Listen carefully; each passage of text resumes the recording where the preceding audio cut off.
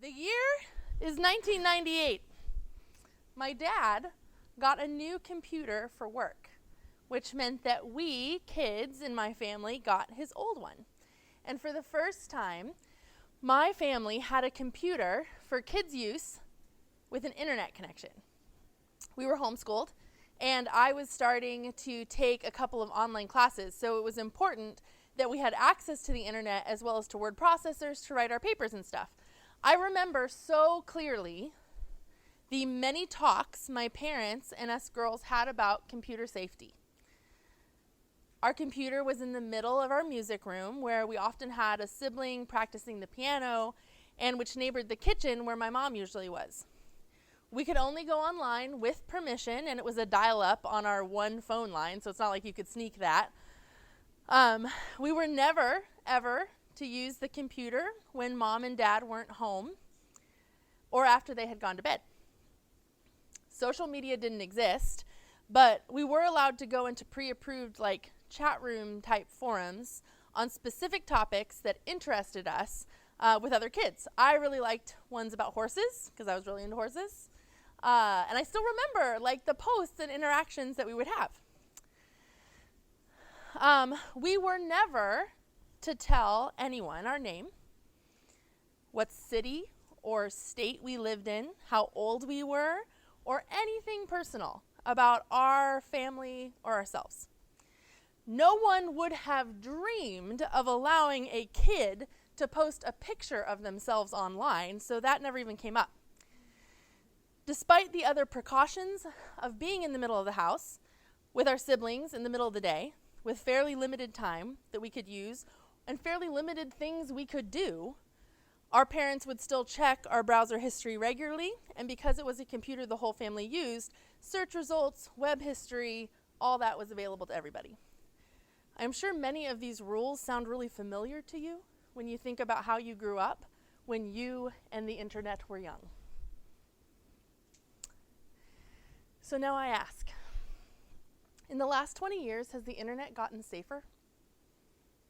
Has the objectionable content or the unsafe content lessened or proven to not be dangerous or bad for people? Have dangerous people, victimizers, child abusers, decided that the internet is useless to them? No.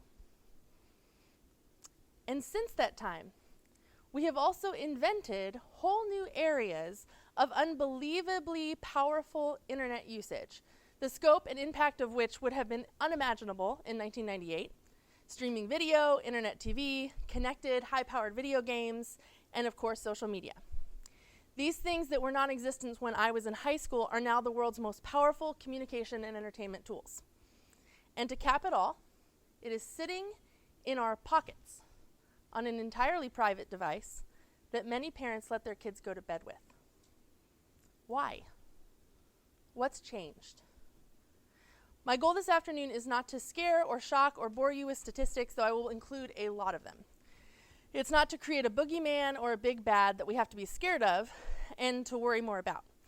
But it is to tell you what we see as educators, what psychologists see in their field, and what the experts are seeing in ourselves and our teenagers, and to talk about how our habits of internet and phone use seem to be deeply changing the course of our lives, our relationships, our brains, and our families.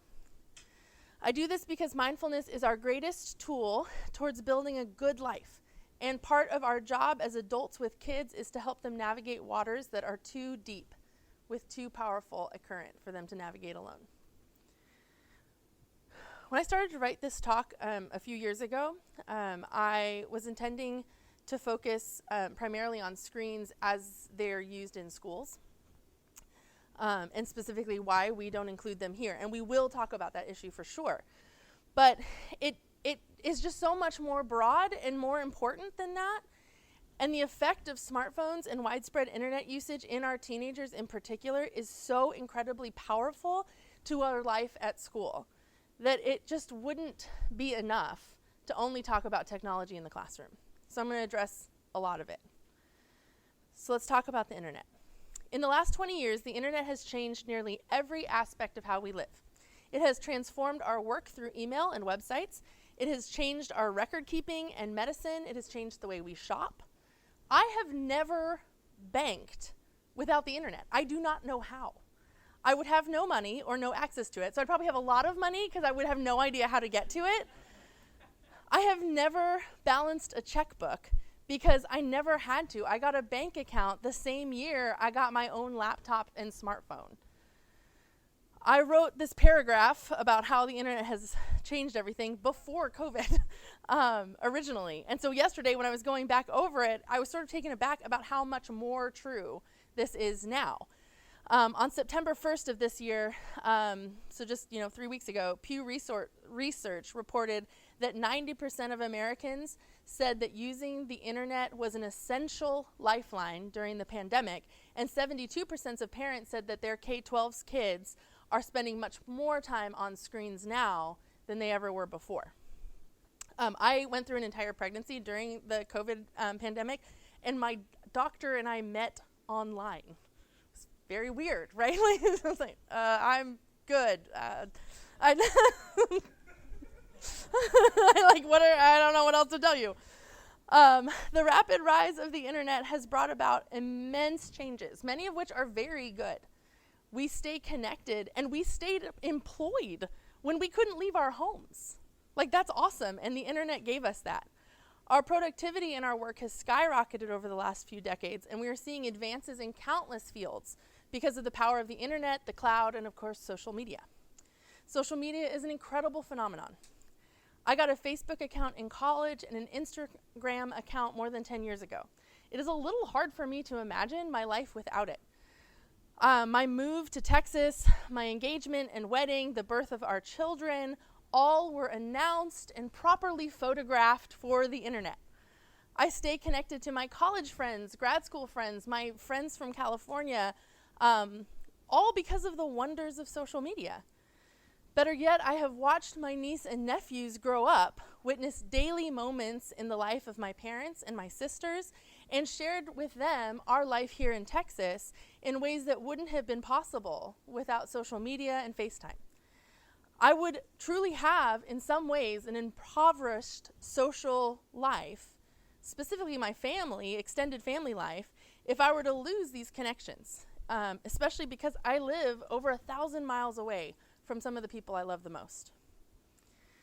I have focused on the positives so far, but I do not intend to for very long because we all see the benefits of the internet and of smartphones. It's incredibly easy to talk about productivity and connectedness, about access to information and the joys of of entertainment. And kids see that too, right? That is so obvious to them. Since the rise of smartphones, this is a really interesting statistic that comes out of Jean Twenge, who's a psychologist we'll talk about a lot later. Teenagers are physically safer on every metric we have. They party less, they get in less car accidents, they have less teen pregnancies than the generation before, than several generations before them, which is all really good, except oddly, it is because they do not leave their homes. And that causes problems of its own. Though experiencing it in my own life, I have in the past not properly recognized the absolutely massive and swift change the internet has brought to our lives. To give you a sense of how fast smartphones took off, in 2007, the first iPhone was released. By 2012, a mere 5 years later, 50% of Americans owned a smartphone. And a seismic shift in our relationship with the world took off. A Pew Research study entitled Teens, Social Media and Technology that was published in 2018 reports smartphone ownership has become a nearly ubiquitous element of teen life. 95% of teens report that they have access to a smartphone or own one. These mobile connections are in turn fueling more persistent online activities. 45% of teenagers say they are online on a, quote, near constant basis. The same studies show that 72% of teens check a smartphone the moment they wake up, on most days. And this is a same number, but it's a totally unrelated statistic. 72% of parents report that their teen is distracted in daily conversation because of their phone. So 95% of students have access to a phone, and over 70% of them check it the first thing they do, the moment they wake up. Most interestingly to me, and there are several times in this talk that we'll talk about this kind of thing, only 30% of teenagers self-report that owning a smartphone is good for them. That means that 70% of teens believe it is at best neutral, but 25% say it is actively harmful. A quarter of teenagers think their smartphone is harming them. A quarter. Interestingly enough, if you ask parents, 5% say that it is bad for them. What does that mean? What does it mean that teenagers are seeing something that their parents are not about their use of their phone?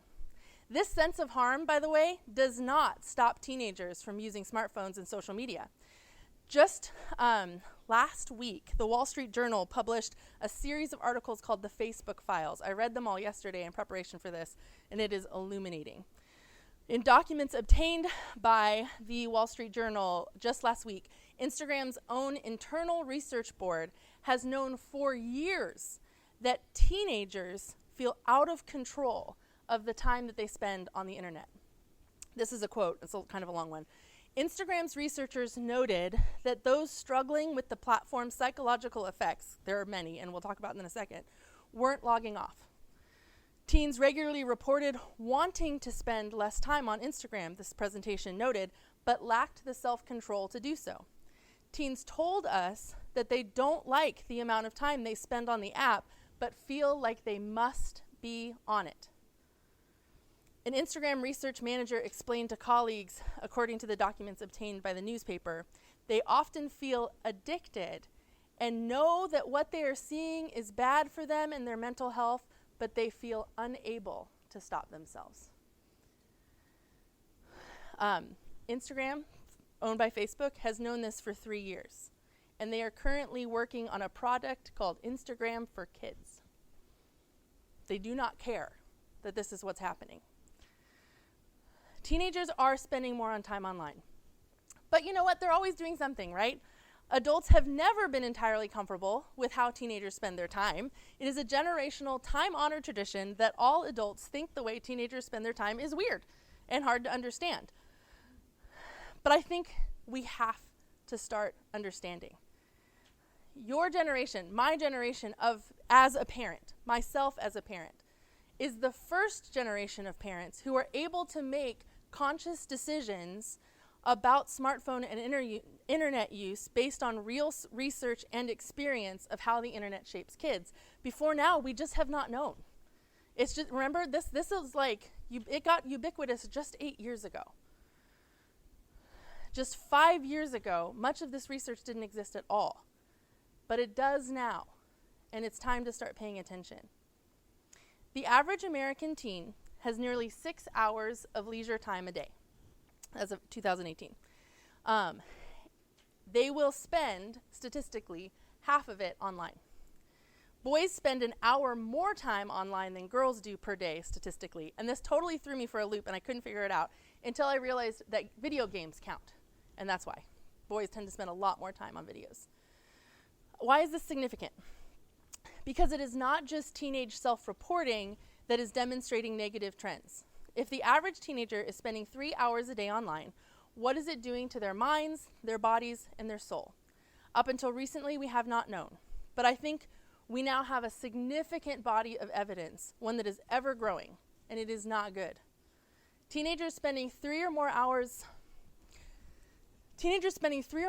a day on electronics have a 35% higher chance of a suicide risk factor. 8th graders using social media specifically have a 30% higher risk of depression, according to Jean Twenge, a psychology professor who's on the forefront of studying internet use in kids and teens. The Journal of Preventative Medicine found that, quote, young people who spend 7 hours or more a day on screens are more than twice as likely to be diagnosed with depression or anxiety than those who use screens for an hour a day. 7 hours may sound like a lot, but let's remember that the average teenager spends about half their leisure time online, and this is all things included: TV, smartphone use, social media use, video games. So if they're doing any of those things and it adds up, 3 hours is easy to get to. So if their school uses screens at all, or they have significant writing or maybe some research to do for their homework, which could happen for some of the kids in our school, right? They've got to spend some time typing out their papers. Do you think that 7 hours is that hard to get to? Many schools have switched to a one-on-one computing environment, which means that students have a screen in front of them instead of a book or a teacher. Online schools, this is all before COVID, right? And now online schools over the last year and a half would have easily pushed students over 7 hours without even trying, without any downtime being spent on a screen.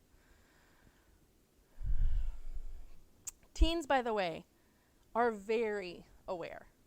They are much more aware than their parents, as we saw before, of this damage. When asked about spending too much time online, roughly 9 in 10 teenagers view spending too much time online as a problem facing their age, including 60% who say it is the major problem of kids their age.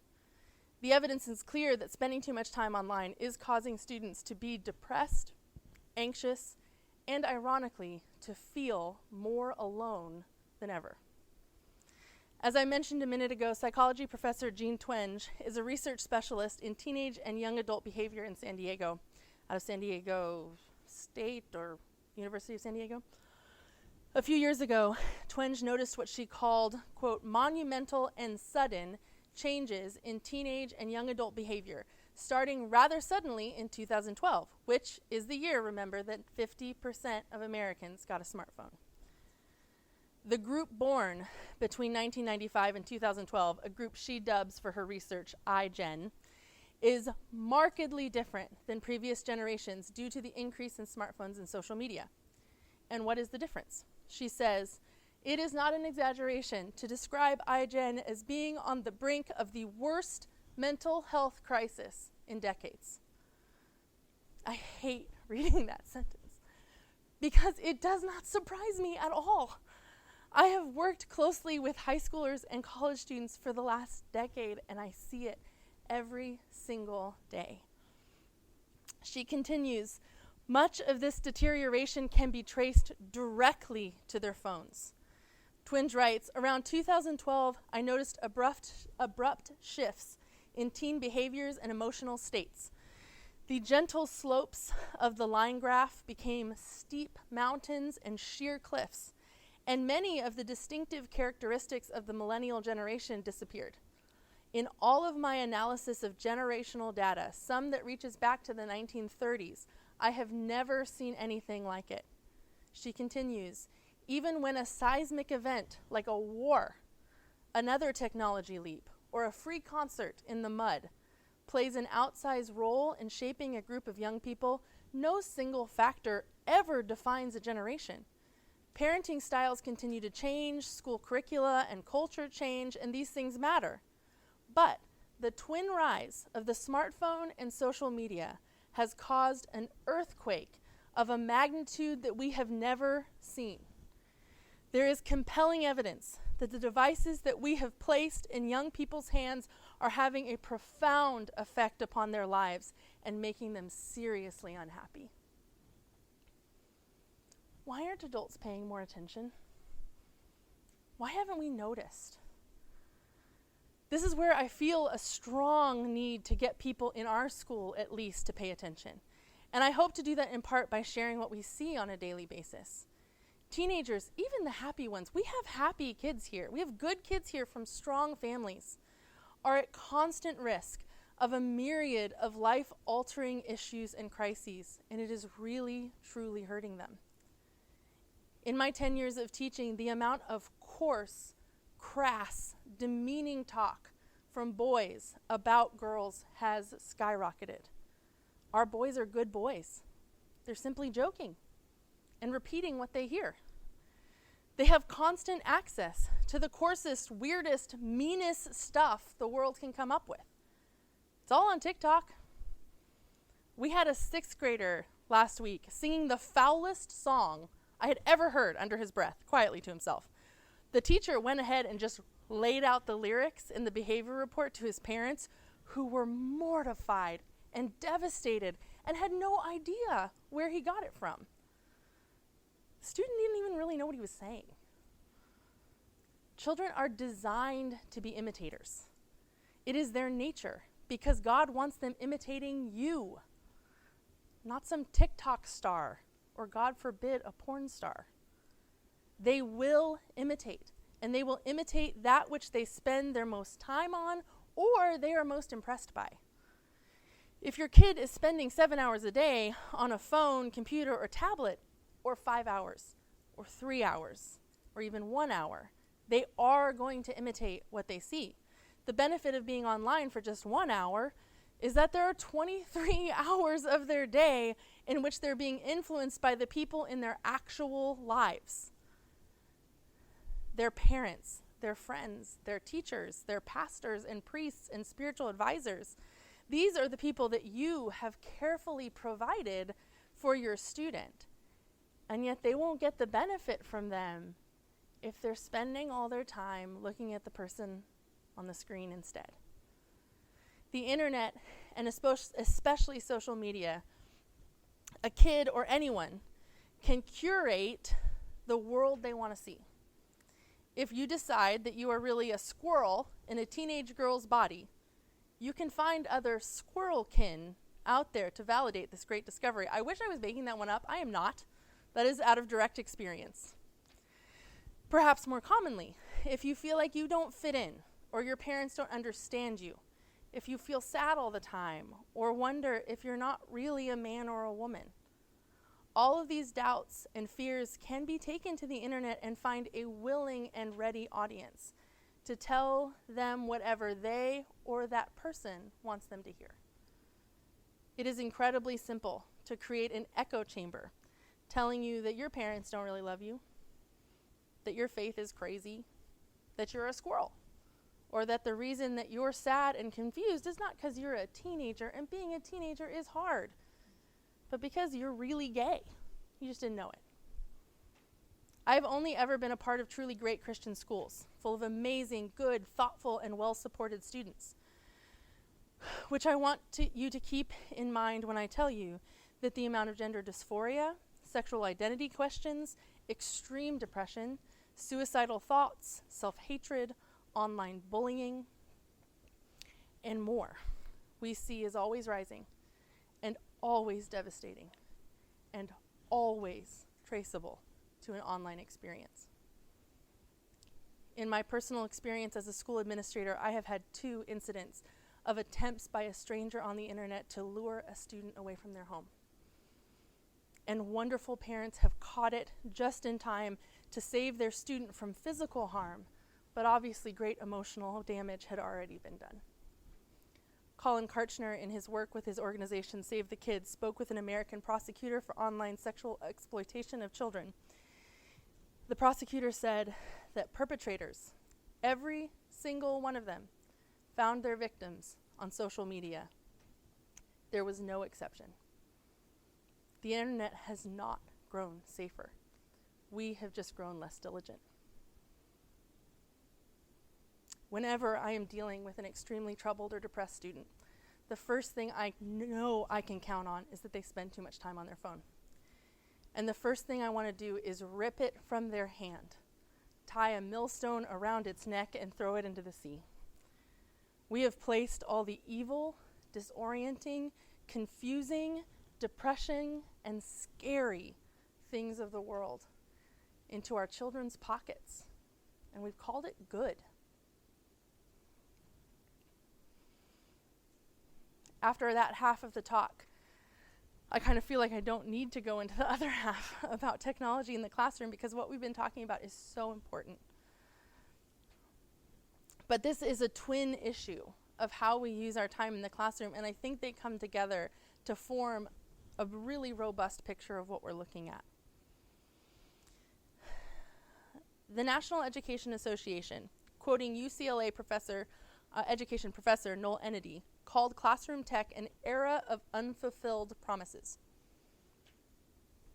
Promises of personalized instruction via computer screens and online textbooks has resulted in what he says is no perceivable benefit to the student, despite enormous claims. Though Ennedy and the NEA think teachers should still incorporate tech in the classroom, it is because we need to, quote, keep up with the times, and not because it has, as of yet, shown any significant advance in learning objectives. The Advocate, a national publication for public educators, focused on increased cheating potential as they wondered how to utilize tech in the classroom without destroying everything. Strangely enough, having Google, cameras, texting, and chat rooms at your fingertips when doing tests or writing in-class essays is not super conducive to honest study and assessment. But it goes beyond just worries about cheating. MIT's Publication Technology Review, note, this is the Massachusetts Institute of Technology's own technology review. These people love technology. They definitively state there is no evidence that technology in the classroom helps students, and there is increasing evidence that it further harms at-risk students. A recent Gallup, this is from them, a recent Gallup report found that 89% of students in the United States from 3rd to 12th grade say that they use digital learning tools in a classroom at least a few days a week. Gallup also found near universal enthusiasm for technology on the part of the educator. Among administrators and principals, 96% fully or somewhat support the increased use of digital learning in their school, with almost as much support, 85%, coming from teachers. But it is not clear that this fervor is based on evidence. When asked if, quote, there is a lot of information available about the effectiveness of digital tools, only 18% of administrators and about a quarter of teachers said yes. Another quarter of teachers said they had little to no information. I think this is really telling. Enthusiasm and probably some very well-meaning hope. Like, teachers need help out there. They're in desperate need of tools that will actually help students. So there's some well-meaning hope has really encouraged the rise of tech in our schools, but it is a giant experiment with school children as the subjects. Once again, adults with a blind hope for the potential of technology have forced it into their lives, their hands, their eyes, and the minds of children without any understanding of how it works and what it does. And the experiment isn't going well. The MIT article continues, much of the data shows a negative impact at a range of grade levels. A study of millions of high school students in the 36 member countries of the Organization for Economic Cooperation and Development found that those who use computers heavily at school, quote, do a lot worse in most learning outcomes, even when accounting for social background and student demographics. This is an international study of millions of students, and this is not an isolated outcome. According to a variety of other studies, college students in the US who use laptops or digital devices in their classes do worse on exams. 8th graders who took Algebra 1 online did much worse than those who took it with a teacher in person. And 4th graders who used tablets in all or almost all of their classes had on average reading scores 14 points lower than those who had never used them, a differential equivalent to an entire grade level. In some states, the gap was significantly larger. Notice what that covers. Student outcomes adjusted for socioeconomic bracket and school type, college students, students in Algebra 1 specifically, and elementary school students are all suffering because of a giant experiment of how to use technology in school. All of this research that I'm referring to, by the way, was conducted before COVID forced the entire educational system online. After all schools spent 6 weeks online at the end of the 2020 school year, HISD self-reported that they expected students to have experienced learning losses the equivalent of 3 months behind where they would normally be at the end of a school year. As the great online experiment continued well into 2020 and 2021, learning outcomes fell farther and farther behind, with some schools reporting that students were now a full year behind. It's as if they didn't do school at all. A Pew Research Center survey done in 2012 found that nearly 90% of teachers believed that digital technologies were creating an easily distracted generation with short attention spans. About 60% said it hindered students' ability to write and to communicate face-to-face, and almost half said it hurt critical thinking and their ability to do homework. Also, 76% of teachers believe students are being conditioned by the internet to find quick answers, leading to a loss of concentration and a misunderstanding of how evidence works. How important is that now? Like, how much more do we see the results of this now? When considering tech in the classroom, in the dozen or so studies, reports, and articles I read, there is an odd tone of, well, it's here, so we gotta figure out how to use it. This is absurd to me. I especially don't see the motivation for a school like ours that gets to decide how we use our time. With no district or superintendent mandating use, why would we attempt to utilize technology forms that have no evidence that they increase learning outcomes, and have increasing evidence that it is actively harmful, reducing reading levels by a full grade level if used frequently? An odd to me argument, and the one I hear most frequently, is that technology is such a ubiquitous part of life that students need to learn how to use it. I think students do in fact need to learn to use it. But let's consider what we're talking about when we're discussing a smartphone, a laptop, or a tablet. We're talking about pieces of technology that are designed to be attractive, interesting, engaging, and in fact, addictive. The UX, or user experience industry, is a massive part of the technology field, one that my brother-in-law and one of my best friends are both a part of, that has a sole focus on making technology use as pleasant and engaging as possible. We don't need to be concerned about students learning to use the devices. How many times have you put a device in your kid's hand and they figured it out faster than you did? They are the candy and cupcakes of the digital world. Kids get them. They want to use them. They are designed to be simple and addictive. And the world's most powerful companies are working around the clock to make sure they use them more. No one ever needs to be taught how to drink alcohol, since it is pleasant and addictive. I brilliantly managed, all on my own, without any practice in school. But to take the analogy further, what the adults in kids' lives do need to do is model to students proper use. And for most of a kid's life, we've all decided that the proper use of alcohol is to not use it at all until they are grown up and ready for it. The task before us is not to extensively inundate students with technology that hinders their mental health and their ability to learn, but to help students limit their device use to necessary and profitable, or even just healthy yet enjoyable use.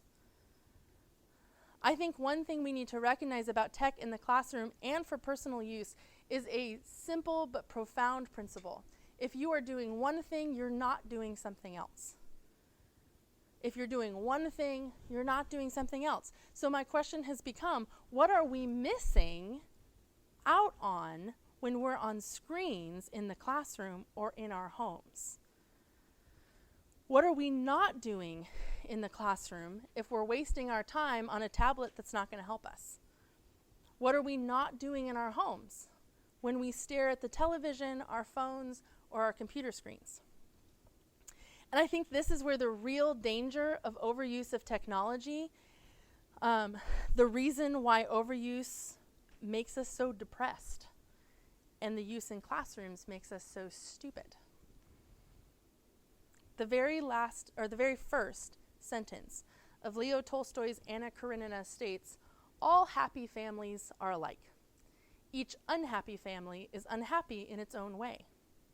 I've always thought that this was one of the most untrue things ever written. Anyone who has been around a great deal of happy families, and I am lucky to be one such person, knows that there is nothing more unique, quirky, funny, and individual than a happy family's private culture. The stories, the inside jokes, the family recipes, the shared love of weird music or board games, a good fire or a stupid dog. All of these build up a fabric of a dynamic, joyful home life. There is something deeply satisfying and human about a happy home life, something that reaches into our souls and tells us things are okay. I think this is what we most stand to lose. Family culture comes about through boredom, through sitting at home together. Your leisure time makes up some of the most significant parts of your family life. Now, what if we take away the cooking, the games, the songs, the conversations, the stories, and we all sit in our own bedrooms, or chairs, or couches, and scroll? It is so easy to do that. It is so easy to have a parent on the couch while the kids play video games. It is addictively easy to do, and it is an enormous temptation to teenagers who think you're pretty dumb and lame, and they want to do their own thing and talk to their own friends. And you have to be the one that says no, because it's bad for you and it makes you sad. We have to help them limit themselves when they are too young to know how to do it well on their own.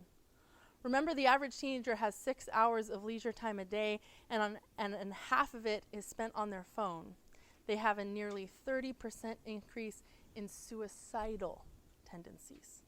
That's how powerful this technology is for increasing their unhappiness.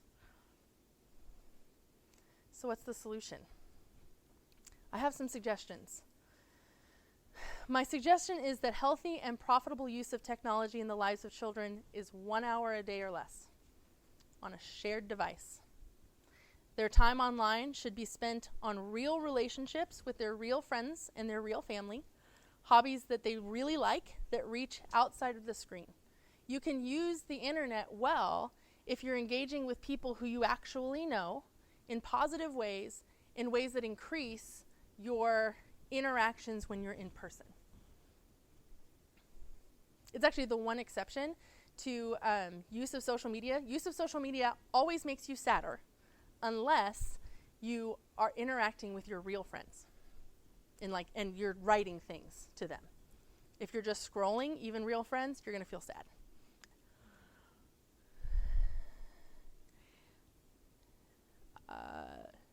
Know every account they follow and every friend they connect with. Read their messages, read the group chat. Even if your child is using a phone or tablet rather than a computer, it should be public access only, not for bedrooms, not for bathrooms, or late nights. You use it in the living room with your siblings around.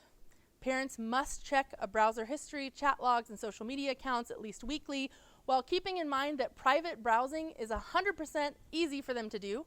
All of those programs like Bark and whatever, kids hack them constantly. They are not that useful. Do not rely on them. You need to include yourself in their online experience every day. Get up in it. I would absolutely advocate that your students do not need a smartphone on their own at all, that a flip phone, light phone, or a Gab wireless phone can do everything that you need for them to be safe and connected to you, and so you know where they are.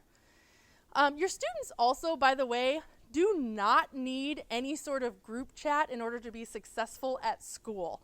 I hear parents tell me this all the time, like, oh, my kid told me that if they're not in the 7th grade group chat, they're not going to know what's going on. No! They will only hear misinformation there. Just ask a teacher what the homework assignment is. If they ask their friends, they will surely get it wrong. Do not rely on that. They do not need to be in it. In fact, I would say 90% of any actually significant bullying we have had happens not at school, but interactions online between kids who go to school together. In the first year of the school, we had to expel someone because of the way he treated his classmates, but it was online. It wasn't at school. He was great at school.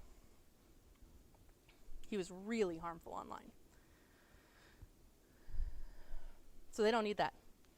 There's another important tenet that I didn't get to in this talk, but Do you know what's really good about not being connected to friends all the time? You need a break from them. I mentioned this at retreat to our teenagers. Like, if some kid is mean to you at school and you go home, you get to just hang out with your parents and that kid's not a part of your life. But if that kid has your social media or your phone number, they can keep being mean to you for the rest of the day and into the night and on to the next day. Never get a break from the mean influence. And they all related to that. All of them. They don't want that, but they don't know how to stop it. If you do have smartphones in your house, as we do in my home, and I'm going to talk to you as parents here, and to myself, because I am just as guilty, we must aim for less than 1 hour a day. We have to. This is super hard. If you have any sort of social media, since the pandemic started, I have not been able to get below 3 hours a day. Most of it is after my kids go to bed, they're young, they go to sleep, and I scroll social media. When you use social media, participate in active use, following people you actually know or accounts that contribute to real-life hobbies and activities. Stop the scroll. Stop following people who aren't beautiful examples of a robust life. It is harming everyone. For adults and teens too who do have smartphones, hang up the phone. Treat your phone like a real phone, like we used to have, that was on the wall and you walked away from it with your physical body when you were done using it. Use it for discrete purposes like calling your mom and then hang it up away from you. My husband and I have a phone basket where the phones get put when we're not using them. Though again, since the pandemic, we have not been doing this well at all. It is so easy for us to just revert to doing whatever we're doing on our phones. Your smartphone can serve the purpose of a phone and a computer, but only if you use it for those two purposes when you need a phone or a computer, not as an endless distraction machine. I remember a couple of times in my childhood where my mom would have like a really long phone conversation with friends or with her mother or something, and I remember how neglected I felt, which is obviously insane. We were homeschooled kids and she was on the phone like for an hour, I don't know. But I remember that feeling and I think, how lonely must our little kids feel when they see our eyes fixed on a screen instead of them? Even if it's not a problem in your own household, though I bet for many of us it is, you go to restaurants and you see it, right? You see the family sitting around a table and the kids are put in front of a screen so that either the adults can talk or the adults aren't talking either. They're just on their phones. How lonely must that be for a little kid? What does it tell them that we are more interested in whatever is happening on that little rectangle than we are on them? And I think the best thing we can do is to get living. Our families and our schools should be full of riches and a healthy dose of boredom. Creative games, sibling memories, even the ones that sound like fighting, family culture, all of those things come from being together, like really together. One of the reasons that we banned use of phones on our campus, it's the primary one, in fact. Like, we had concerns about spread of pornography, about unsafe behavior, about the harm it did personally to kids. But the reason we did it was because of the harm it caused to the community. No one got to know one another because they didn't have to. They could just retreat to their phones. It's hard to be a new kid at a new school. So if you can instead look at your phone, you're going to, and that's totally understandable. So we had to take it from them so that they could get to know people. We had a mom tell us last year that her 9th grade son told her that he was like really actually excited because the girls would talk to him at this school because they weren't on their phones. She's like, you'd never admit it in public, but that's what he was thinking. Go play basketball. Read a book. Have a conversation. Sing songs and run around outside. On retreat with our high schools 2 weeks ago, people just played. They ran around. They sang really annoying songs. They were really loud and had a huge impromptu arm wrestling tournament. They looked at trees. They went fishing. We watched a movie together and we all applauded at the end. The last night, the girls in my cabin talked for like 5 hours. It was exhausting. I was very sleepy. But it was incredibly beautiful to watch. Even though they kept being like, Mrs. Gilbert, are you still awake? If you're still awake, you're sworn to secrecy. I was like, okay, thanks. This is the stuff of real life. And this is the stuff that we could lose if we're not really, really careful. That's the end.